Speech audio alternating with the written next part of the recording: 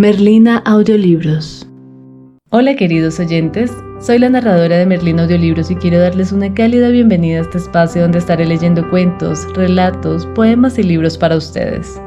Perderse en un libro puede ser la mejor distracción, así que los invito a participar en el crecimiento y desarrollo de este canal haciendo clic en el botón suscribirse, activando la campana de notificaciones y por supuesto dejando sus comentarios. Los invito a escuchar.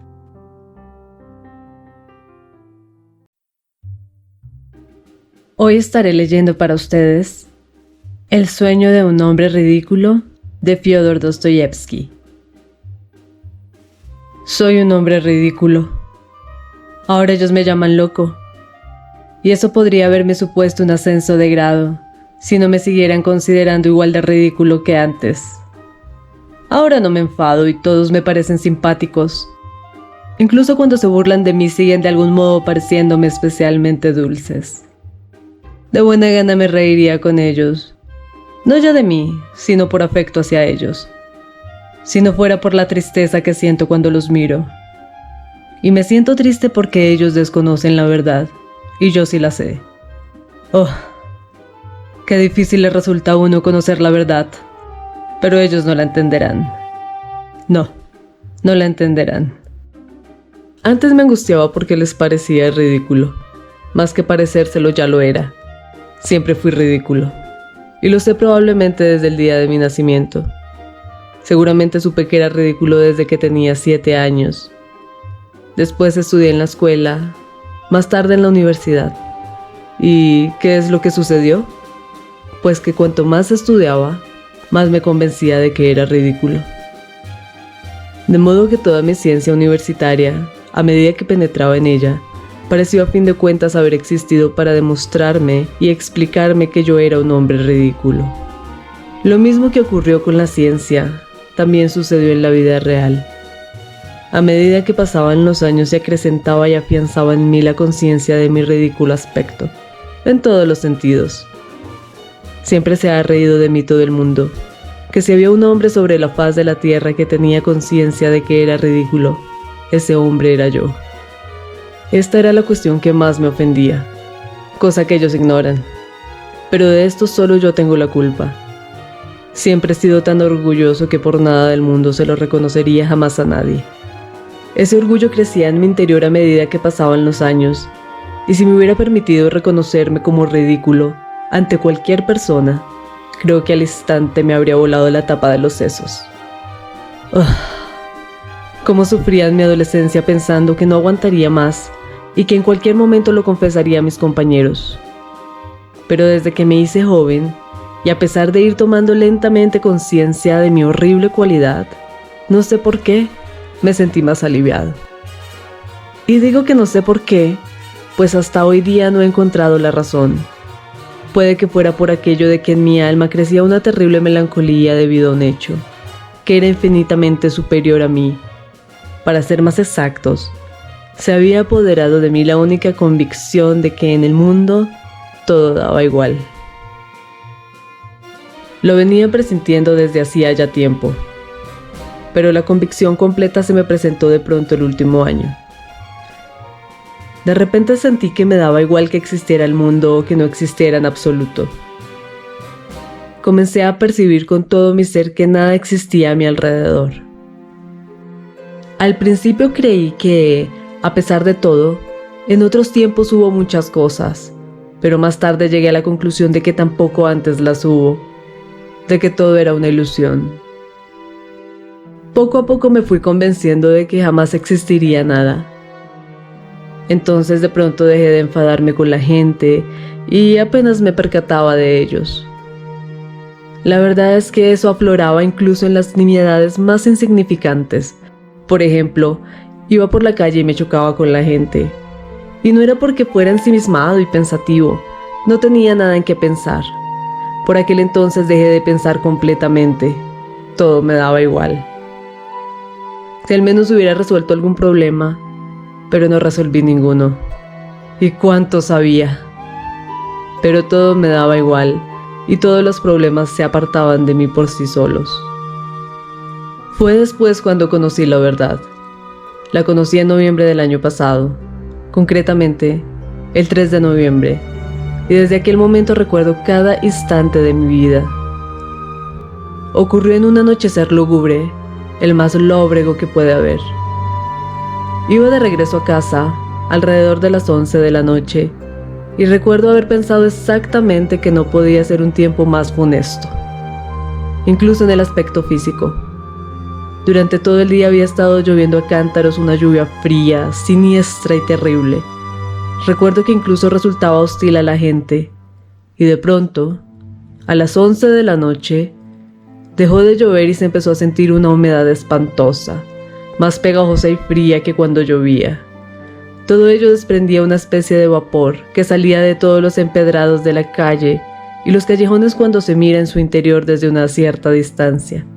Y de repente se me figuró que, de haber apagado todas las farolas de gas, sería menos espeluznante, ya que con el gas alumbrando y proporcionando luz hacía que el corazón se sintiera más triste, porque alumbraba todo eso. Ese día apenas comí, y desde la primera hora de la tarde estuve en casa de un ingeniero, junto a otros 2 compañeros suyos. Estuve completamente callado y creo que les aburrí. Hablaban sobre un tema apasionante, y en un momento incluso llegaron a acalorarse, pero el tema les resultaba indiferente.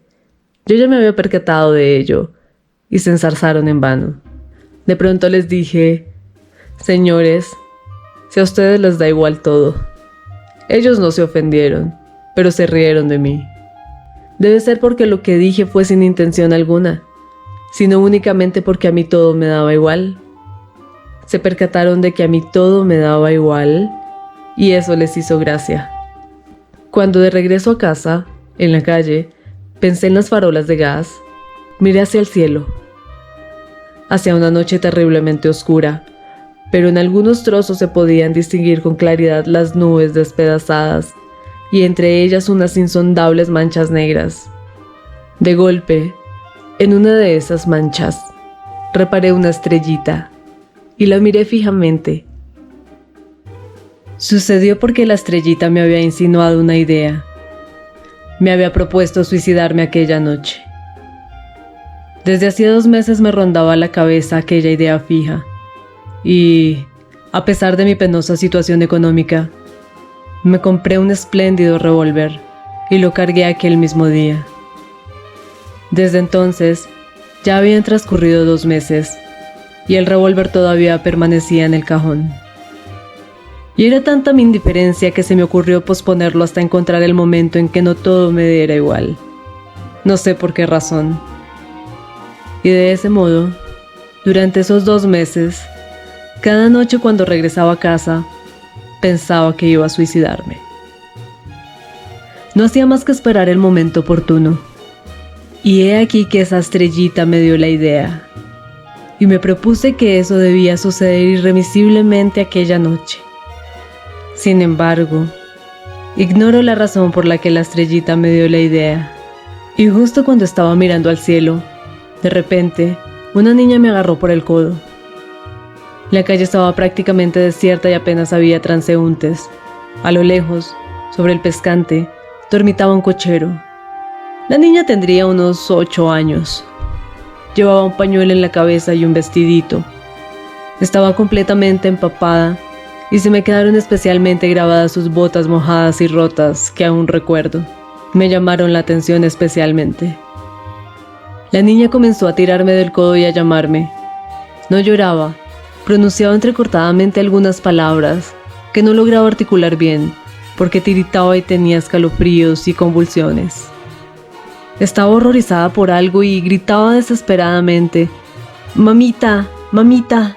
Yo giré la cabeza hacia ella y sin decirle palabra continué andando, pero la niña siguió corriendo detrás de mí tirándome del brazo. Su voz tenía el tono de desesperación de los niños cuando están muy asustados. Conozco ese tono. Y aunque no llegara a articular y terminar las palabras, comprendí que su madre se estaba muriendo en algún lugar o que algo por el estilo estaría sucediendo para que la niña saliera corriendo a llamar a alguien o a encontrar algo con tal de ayudar a su madre. Pero yo no fui tras de ella, antes al contrario. De pronto se me pasó por la cabeza la idea de espantarla y echarla. Al principio le dije que buscara al guardia municipal, pero ella juntó las manitas y, sollozando y ahogándose, continuó corriendo a mi lado sin apartarse de mí. Fue entonces cuando di una patada en el suelo y lancé un grito. La niña solo exclamó: «¡Señor! ¡Señor!». Pero de repente me dejó y al momento cruzó la calle. En la otra acera había un transeúnte y al parecer la niña me había dejado para salir corriendo tras él. Subí al 5º piso en el que vivo. Vivo en una habitación de alquiler. Es mísera y pequeña, con un ventanuco semicircular de desván. Tengo un sofá cubierto con un hule, una mesa llena de libros, 2 sillas y un sillón, viejo a más no poder, pero eso sí, de estilo volteriano. Me senté, encendí una vela y me puse a meditar. Al lado, en otra habitación, detrás del tabique, continuaba la juerga.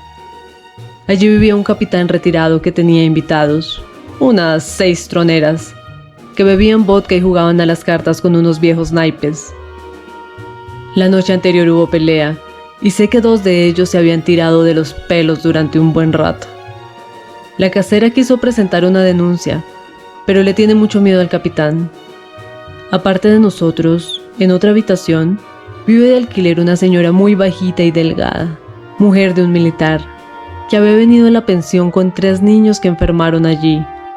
Tanto ella como los niños temían al capitán hasta más no poder, y se pasaban la noche tiritando y santiguándose. El más pequeño hasta tuvo una especie de ataque por el miedo que le daba el capitán. Sé que ese tal capitán para a la gente en la avenida Nevsky para pedir limosna. No le admiten para prestar servicio, pero es cosa extraña, y por eso lo cuento. Pues durante todo el mes, desde que él se alojó aquí, no me contrarió en absoluto. Desde el principio rehuí cualquier contacto amistoso con él y, además, desde el primer día él mismo se aburrió conmigo. Y por más que me puedan gritar al otro lado del tabique, y por más gente que pueda haber allí, a mí siempre me resulta indiferente.